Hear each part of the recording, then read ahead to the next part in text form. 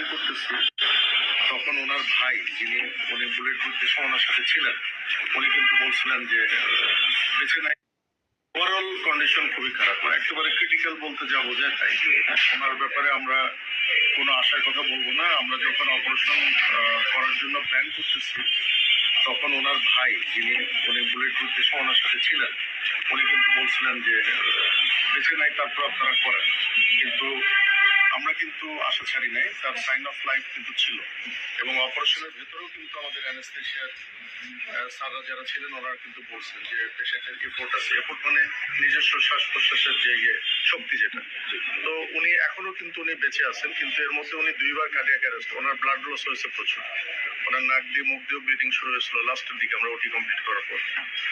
এখন আমাদের আমরা পেশেন্টের ব্যাপারে কোনো আশার কথাই বলবো না। উনি সর্বোচ্চ খারাপ অবস্থাতেই আছেন, কিন্তু উনি এখনো বেঁচে আছেন, আর বাকিটা আল্লাহর ইচ্ছা। আর আমরা এই ধরনের ক্ষেত্রে যেটা করি, খুলে ফেলে খুলে মগজের ভেতর যে রক্তগুলো থাকে ওগুলো আমরা বের করে দিই, যাতে ব্রেন বড় হওয়ার সুযোগ পায়। ব্রেনের ভেতর যে চাপটা আছে সেই চাপটা যাতে কমার সুযোগ পায়, এটাই হলো এটার ম্যানেজমেন্ট। তো এটা আমরা করে এখন রুগীর ভালো আইসিইউ সাপোর্টের জন্য রোগীর যারা আত্মীয় স্বজন তারাই প্রেফার করছেন যে এবার কেয়ারে নেওয়ার জন্য।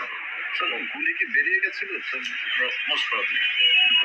আমরা এত হারিনেসের মধ্যে, কারণ বুলেট যদি ভেতরে থেকেও যায়, ধরে নিলাম যে বুলেট ভেতরে মগজের ভেতরে আছে, ওটা একদম মগজের সেন্টার পয়েন্ট, ওখানে অ্যাপ্রোচ করার কোনো প্রয়োজন নাই, ওটা করা হয় না। মানে বেরিয়ে বুলেটটা বের হয়ে গেছে, কারণ বুলেটটা একদিক দিয়ে ছিদ্র হয়ে আরেক দিক দিয়ে হাড্ডি ভেঙে বের হয়ে গেছে, সুতরাং ওটা বুলেটই বের হয়ে গেছে আমরা ধরে নিতে পারি। কিন্তু বুলেটের কিছু ফ্র্যাগমেন্ট ব্রেনের ভেতর থেকে গেছে, সেটা আমরা যখন অপারেশন করছি কিছু ফ্র্যাগমেন্ট আমরা পেয়েছি, ওগুলো আমরা সংরক্ষণ করছি, খুব ছোট ছোট ফ্র্যাগমেন্ট।